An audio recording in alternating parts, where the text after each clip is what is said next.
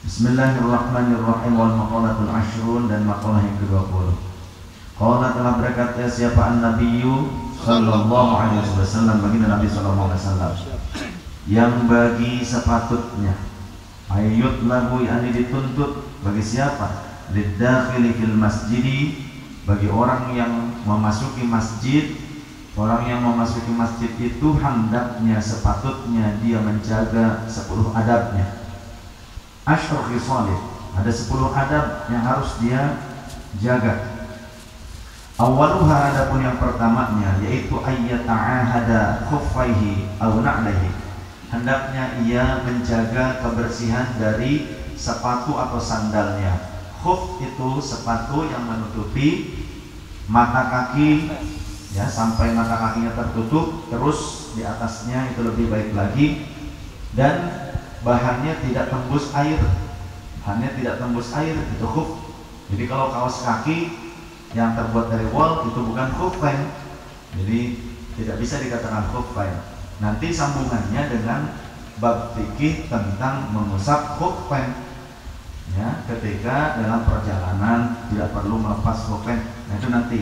Tapi pemahaman yang perlu dipahami, khuffain itu adalah sepatu ataupun alas kaki yang menutupi seluruh bagian telapak kaki dan punggungnya hingga mata kakinya pun tertutupi, yang menutupi mata kaki. Jadi kalau bisa di atas mata kaki. Bisa terbuat dari kulit, ada kaos kaki terbuat dari kulit, itu juga bisa dikatakan khuffain. Ya, kaos kaki terbuat dari kulit, pakai resleting atau diikat, pokoknya menutup mata kaki. Nah, karena kulit itu tebal, kulit yang kulit tebal, sehingga tidak akan meresap air tersebut dengan mudah. Itu khuffain.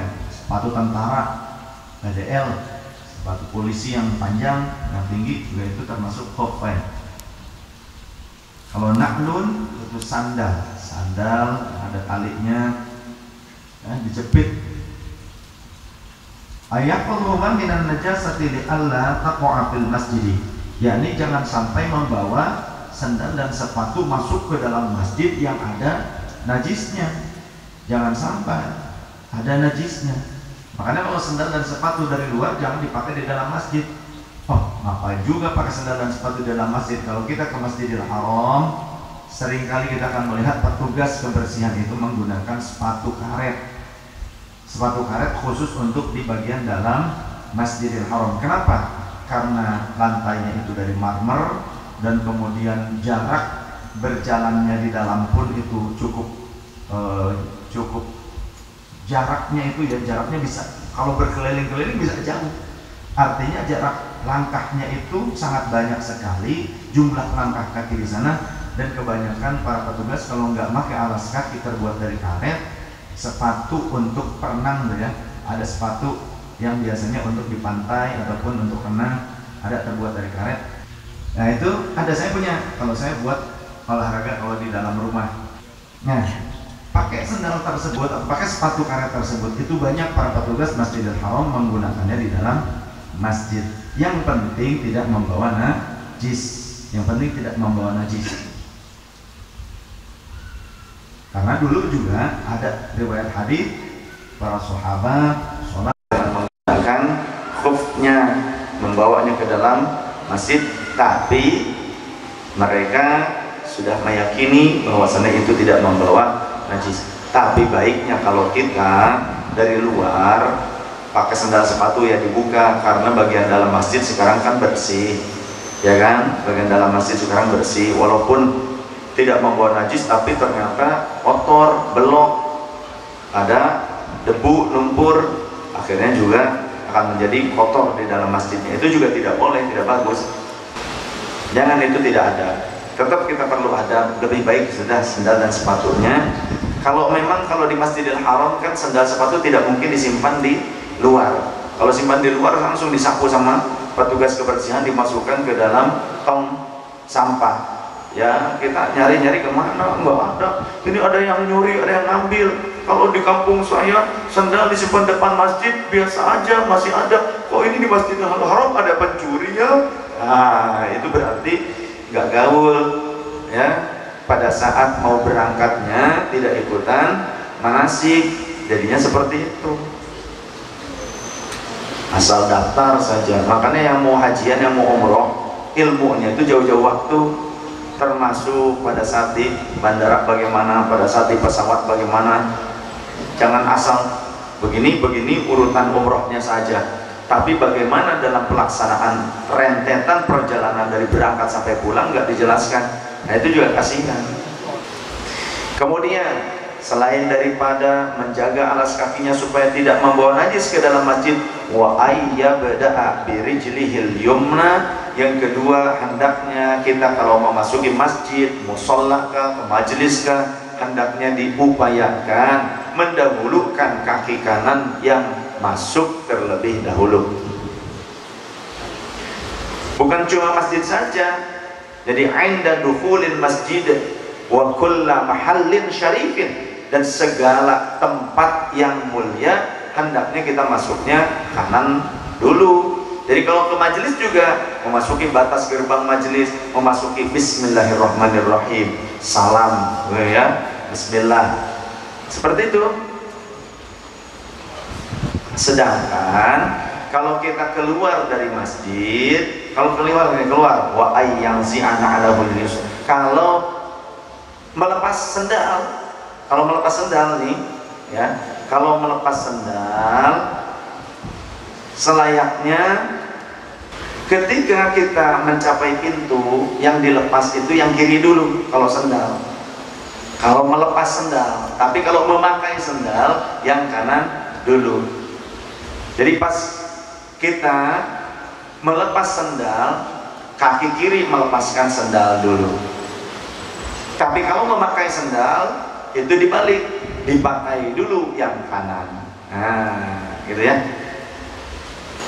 Berbeda kalau kita masuk ke toilet. Kalau masuk ke toilet, kaki kiri dulu yang masuk. Dan doanya sebelum masuk toilet. Jangan ini mah doanya sambil masuk toilet. Salah. Doanya sebelum masuk toilet. Allahumma inni a'udzubika minal khubuthi wal khaba'ith. Seperti itu. Baru masukkan kaki kiri ke melewati pintu toilet.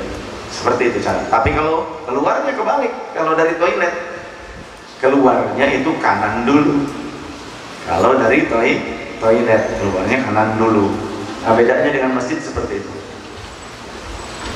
Oh, berarti tadi bukan yang kedua, tadi lanjutan ya. Jadi menjaga sandalnya supaya tidak membawa najis, dan jadi lanjutan dan mendahulukan kaki kanannya masuk masjid. Watani, sedangkan yang kedua ayyakuna idza dakhala, mengucapkan doa ketika masuk ke dalam masjid. Dengan apa ucapannya? A'udzu billahil azimi wa biwajhihil karimi.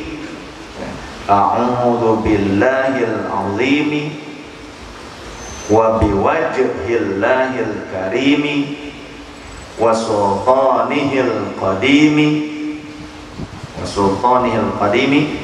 minasyaitonir rajimi. Alhamdulillahi Allahumma salli ala Muhammadin wa ala ali Muhammadin wa sahbihi. Baca itu, kemudian juga bismillahi wa salamun ala rasulillahi, bismillahi wa salamun ala rasulillahi wa ala malaikatihi atau ala malaikatillahi. Allahumma ftah lana abwaaba rahmatika, Allahumma ftah lana abwaaba rahmatika innaka antal wahhab, Atau juga boleh mengucapkan Allahumma gfirli dunubi waftah li abwaaba rahmatika, kemudian mengucapkan bismillah dan sholawat. Jadi kalau masuk ke dalam masjid itu juga dianjurkan. Bahkan haditsnya juga dinukil oleh Syekh Ibnul Qayyim Al-Jauziyah di dalam kitab Jala'ul Afham. Syekh Ibnul Qayyim Al-Jauziyah itu murid Ibnu Taimiyah, dan kedua orang ini adalah ulama kebanggaan orang-orang Wahabi. rujukan utama orang-orang Wahabi. Akan tetapi orang Wahabi seringkali menyalah-nyalahkan kita orang Ahlussunnah wal Jamaah. Kalau sholawatan di musola, di masjid, jangankan di dalamnya, mau masuk ke dalam masjid saja kita dianjurkan bersolawat. Kata Rasulullah, idza dakhaltumul masjidah fasallimu alayya, fasallu alayya. Jika kurang lebih seperti itu ada di dalam kitab Jalalain Afham. Jadi ketika kalian mau masuk di masjid, ucapkan salam kepadaku, ucapkan sholawat kepadaku, bersolawatlah. Seperti itu dianjurkan ya. Wasani itu, dan yang ketiga, ayyusallima ala ahlil masjidi, dan mengucapkan salam kepada ahli masjid. Wa ayyakuna, dan mengucapkan idza lam yakun fihi, kalau tidak ada orang yang di dalam masjid, apa yang diucapkannya? Ucapkan juga seperti ini, idza lam yakun ahadun fihi al masjidi ahadun, assalamu alaina wa ala ibadillahi sholihin. Jadi kalau tidak ada orang lain, ucapkan assalamu alaina wa ala ibadillahi sholihin. Lebih baik digabungkan seperti ini. Saya kalau keluar dari rumah, masuk ke rumah, mau ada orang ataupun tidak ada orang, saya salamnya begini. Saya mau ke masjid, istri saya ada di dalam rumah. Ataupun saya pulang dari masjid, istri saya ada di dalam rumah, ataupun tidak ada istri saya di dalam rumah, ada kucing-kucing paling juga ya, saya tetap mengucapkan salam. Assalamualaikum wa alainassalam wa ala ibadillahi sholihin. Itu dianjurkan. Assalamualaikum wa alainassalam wa ala ibadillahi sholihin. Semoga keselamatan dari Allah. Alif lamnya harus benar ya. Kalau salam itu assalamualaikum, jangan assalamualaikum. Assalamualaikum. Assalamualaikum itu kehancuran bagi kalian, kecelakaan bagi kalian. Harus benar assalamualaikum, wal matanya dibentuk iya, ucapkan benar assalamualaikum wa alainassalam wa rahmatullahi wa alainassalam wa ala ibadillahi sholihin. Ya, ini tolong kalau nulis juga di WhatsApp, nulis di WhatsApp itu salam assalamualaikum yang benar. Nulis yang lain bisa panjang, doa nggak bisa ngedoain sama muslim. Jaminannya orang yang mengucapkan salam lebih dulu dibuatkan rumah di dalam surga. Seperti itu. Maka afsyus salam, kata Rasul, tebarkan salam, bukan afsyus salam, tebarkan kecelakaan, laknatan, bukan salam yang ditebarkan. Assalamualaikum, assalamualaikum, assalamualaikum, nggak sadar tuh. Ya, semoga kecelakaan untuk kalian. Ini sama dengan orang kafir yang mengucapkan assalamualaikum kepada Rasul. Padahal setiap kali kita mengucapkan kebaikan, entah doa, salam itu kan doa. Ada malaikat yang selalu mengucapkan wa alaika, wa alaika, wa alaika. Malaikat ketika kita mengucapkan doa yang terbaik untuk saudara-saudara muslim kita, malaikat yang mendengar akan mengucapkan wa alaika bima qulta, wa alaika bima qulta. Kalau perempuan wa alaiki bima qulti, wa alaiki bima qulti. Ya. Alaika, ka, engkau laki-laki satu orang. Kalau ki, engkau perempuan satu orang. Warabi'u ayyakuna asyhadu an la ilaha illallah wa anna muhammadan rasulullah. Kemudian yang keempat, hendaknya kita ketika masuk ke masjid mengucapkan asyhadu an la ilaha illallah, asyhadu anna muhammadan rasulullah. Wal khamis, yang kelimanya, alla yamurra baina yadayil musalli, jangan lewat di depan orang yang sholat. Jangan lewat di depan orang yang sholat. Bagian mananya? Yang terutama bagian tempat dia sholat.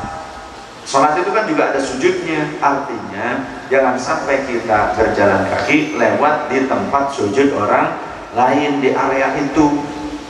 Ya kalau jauh depan sana tidak masalah ya.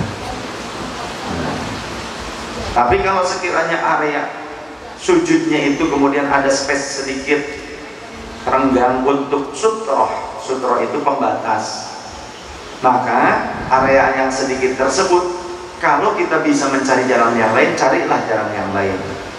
Tapi kalau sekiranya dalam kondisi yang darurat,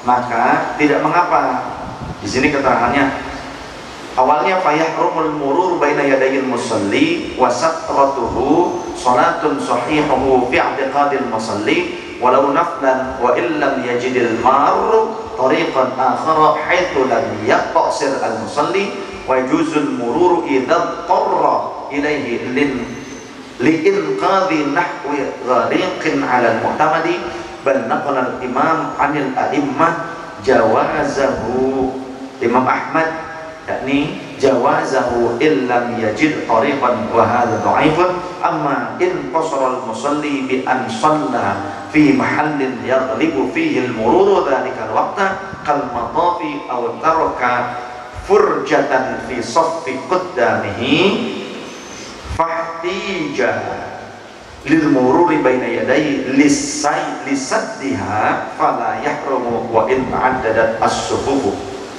Maksudnya begini, kalau kita masih mendapati jalan yang lain untuk berlalunya kita, tidak melalui depannya orang yang sedang sholat, lebih baik kita mencari jalan itu. Kalau kita memaksakan diri melalui jalan tersebut, lebih pendek jalannya ke sini, kalau kosan agak jauhan, padahal tidak dalam kondisi darurat, haram hukumnya, dosa. Ya, tapi kalau kondisinya memang rapat nih, pokoknya seperti kita di Masjidil Haram, Masjid Nabawi. Aduh kemana? Ini udah darurat. Apa daruratnya? Mules. Jadi kalau sekiranya darurat ya tidak masalah. Atau seperti mau menolong orang tenggelam. Makanya dulu Mbah Khalil Bangkaran Madura ketika ngimamin sholat nih, tiba-tiba tangannya gini-gini. Ngimamin sholat di pengimaman, tangannya gini-gini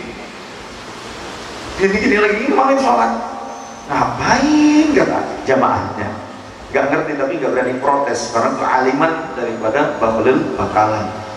Akhirnya besoknya barulah berdatangan sekelompok orang bawa beras, bawa gula, bawa kelapa, ya, datang mau ke Mbah Khalil, nunggu dulu kan sama santri, ditanya dari mana, mau ketemu Mbah ya.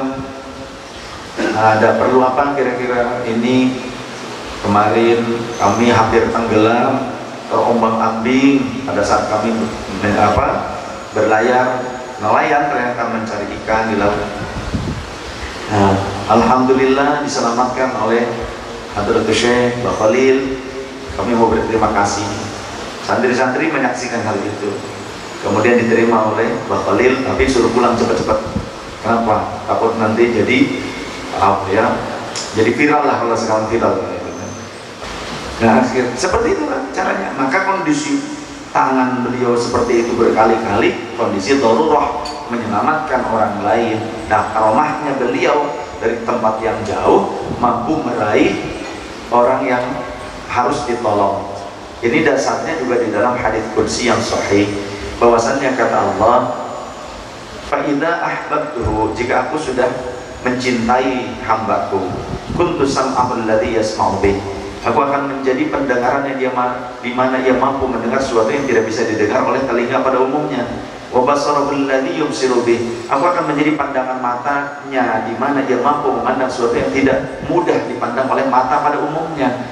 Wa yadahul ladzi yabdishu biha, dan aku akan menjadi tangannya di mana ia mampu meraih sesuatu dari jarak yang jauh sekalipun, melakukan hal yang tidak mudah untuk dilakukan oleh tangan manusia pada umumnya. Warijlahul lati yamshi biha, dan aku akan menjadi langkah kakinya di mana ia mampu melangkah pada suatu tempat yang jauh dengan cepat, dengan mudah.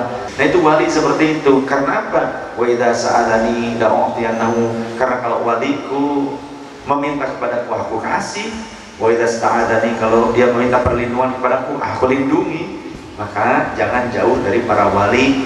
Tolong, ini kalau kita ingin berkah, teruslah kita berdekatan dengan para ulama dan para aulia Allah, hayyan wa maitan, entah yang masih hidup ataupun yang telah wafat. Ziarah itu kepada yang masih hidup dan juga yang kepada orang yang sudah wafat. Sering-seringlah kalau hati kita ingin hidup, sering-seringlah berziarah kepada para ulama dan aulia yang masih hidup ataupun yang telah wafat. Ya, ada di Pemalang Mbah Soleh itu sayyid, sebetulnya sayyid, seorang Habib Soleh sebetulnya, ya, cuma orang nggak tahu kehabibannya. Bahkan itu gurunya Maulana Habib Lutfi. Nah, Mbah Soleh dulu bahkan kewaliannya ketika hidup tidak diketahui orang banyak, bahkan jadi mainan anak-anak. Kadang beliau itu seperti kerbau-kerbauan gitu ya, berperilaku seperti itu supaya nanti anak-anak pada naik di punggungnya. Kemudian Mbah Soleh itu ininya agak besar telinganya. Kadang suka sama anak-anak kecil tuh pada ini ya, pada nemplok kanan kiri begitu. Ayo bang, katanya, ayo diangkat gitu. Nanti Mbah Solehnya perangkat seperti sapi-sapian, nanti anak-anak naik pada pegang-pegang gitu, naik gajah kata begitu. Dulu bahkan dijadikan mainan anak-anak. Jadi ada kalanya waliullah seperti itu ya, tidak ketara. Tapi pada saat beliau wafat, nggak musim ponsel, orang-orang dari Yaman, dari Makkah, dari Madinah, para masyaikh berdatangan di hari wafatnya. Sebelum wafat bilang beliau ke jamaah yang di Pemalang, Abah Lutfi kan sudah di Pekalongan, ke jamaah di Pemalang bilang begini, siapa aku besok mau meninggal, karena begitu, aku pamitan, aku besok mau pergi, bahasa bukan meninggal, aku besok mau pergi, aku pamit ya. Tapi siapa yang paling dulu memandikan dan mengurus jenazahku, dia yang akan mewarisi kedudukan kewalianku, begitu. Nah, di malam itu kemudian ternyata wafat. Ada orang yang kemudian kebetulan dari situ ke Pekalongan ngasih tahu Abah Lutfi, karena itu gurunya diberitahu, Pak Soleh sampun sedo sudah wafat ya. Ini malam nih, masih malam nih, barusan tadi sore katanya wafat. Dan beliau pernah bilang kemarin mau pamitan, dan siapa yang orang yang pertama kali ngurus jenazahnya, maka dia yang akan mewarisi kewaliannya.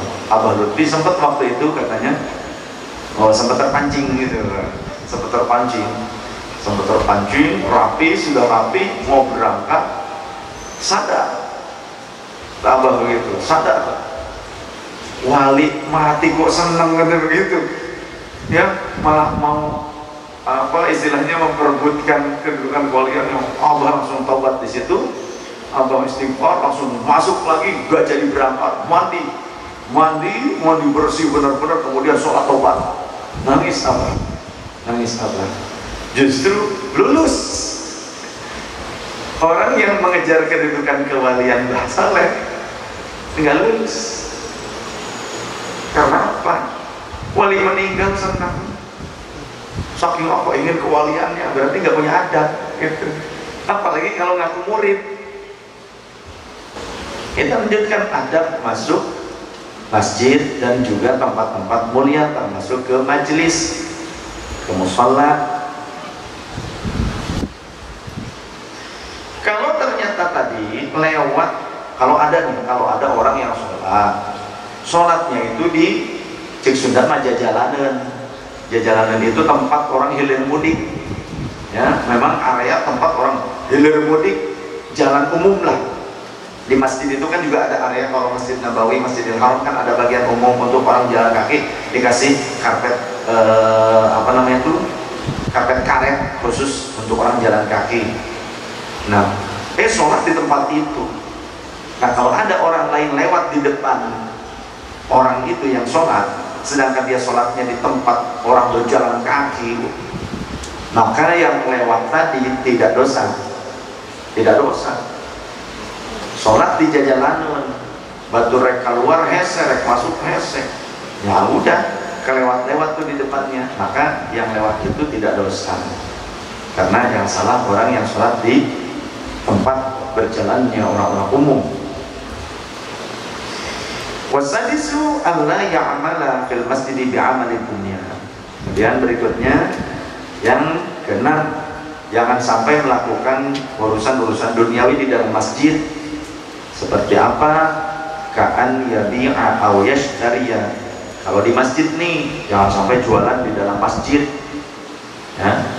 Atau jual beli di dalam masjid area tempat sholat. termasuk emperan yang biasa bisa digunakan untuk sholat berjamaah di emperan bisa berarti itu masih bagian masjid.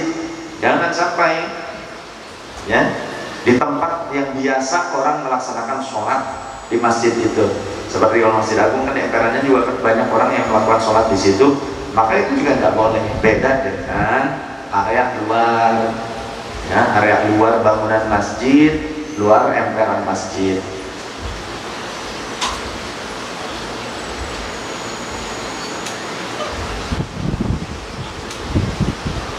Wasami'u an la yatakallam bi kalamid dunya. Yang ketujuh, hendaknya dianjurkan ia tidak ngobrol dengan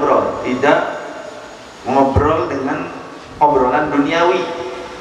Sekarang bukan pada saat diem, bahkan khotib ketika khutbah yang disampaikannya caci maki kepada pemerintah, ya urusannya politisasi agama. Wah, ya itu berarti khotibnya yang nggak beres, yang seperti itu.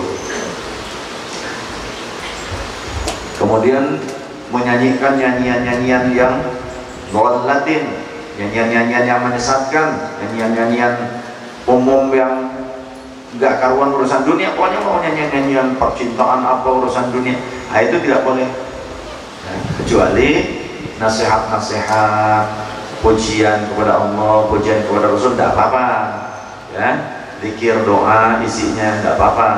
Tapi kalau ternyata nyanyian-nyanyian ghaflah, jangan. Wasami'u, dan yang ke-8, Allah yakhruja hatta yusalli raka'ataini. Jangan sampai masuk ke masjid tapi nggak sholat, sampai keluar masjid nggak sholat. Selayaknya kalau kita masuk ke dalam masjid, wudu, bersih, kemudian sholatlah 2 rakaat. Ya, jangan sampai ke masjid cuma ngadon tidur doang. Masjid dipakai tidur, sholatnya di lapangan, sholatnya di jalanan umum. Nah itu kan yang repot. Masjid, ayo ngumpul, siapa yang mau istirahat di masjid, nanti sholatnya jumatannya di lapangan. Masjid untuk bobo enak, untuk molor, ya, sedangkan sholatnya di jalanan. Nah, padahal kan dibuatkan masjid yang untuk sholat, apalagi masjid jami' untuk sholat Jumat. Bagaimana kalau orang yang masuk Masjidil Haram, lakin idza dakhaltal Masjidil Haram wa raddat tawafa fal afdalu an tabda bit tawafi. Kalau kita masuk ke Masjidil Haram, kita tujuannya mau tawaf, sebaiknya tawaf dulu. Kan ketika tawaf masih berdiri itu, ya. Tsumma ya bi raka'ataini sunnat tawaf wa tahiyyatul masjid ma'a. Setelah selesai sholat, dianjurkan sholat sunnah 2 rakaat setelah tawaf. Maka diniatkan bersamaan niat sholat sunnah tawaf dan juga niat tahiyatul masjid. Kan belum duduk, soalnya belum duduk, tawaf berkeliling 7 kali tapi kan belum duduk. Nah itu masih bisa tahiyatul masjidnya disatukan, bisa disatukan saja, cukup dengan sholat sunnah ba'da tawaf tadi, sholat sunnah tawaf, ya.